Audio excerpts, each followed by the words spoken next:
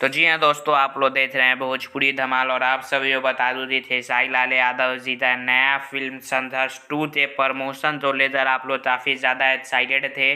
और काफ़ी सारे यूट्यूबर है जो कि ये बोल रहे थे कि संघर्ष 2 का प्रमोशन अच्छे से नहीं किया जा रहा है, और वो भी सही था क्योंकि भोजपुरी फिल्मों का प्रमोशन सही से नहीं किया जाता है।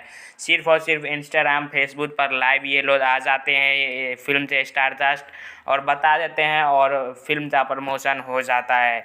लेकिन ये प्रमोशन बहुत ज़रूरी था जो कि संघर्ष 2 के साथ होने जा रहा है। जी हाँ दोस्तों, आज यानी 19 तारीख को शाम में 3 बजे से पटना में पीएम सिनेपोलिस मॉल में आप सभी तो खेसारी लाल यादव संघर्ष 2 फिल्म के पूरे टीम के साथ में नज़र आने वाले हैं। और वहां पर ग्रैंड प्रीमियर किया जाएगा फिल्म का, जहां पर फिल्म के जो स्टारकास्ट हैं और जो भी फैंस वहां पर पहुंचेंगे वो लोग रिलीज़ से पहले संघर्ष 2 को देख पाएंगे और अपना रिव्यू दे पाएंगे कि उन्हें देखने के बाद फिल्म कैसा लगा और लोग देखना चाहिए या नहीं। तो ये बहुत ही अच्छा है। आप तो कैसा लगा?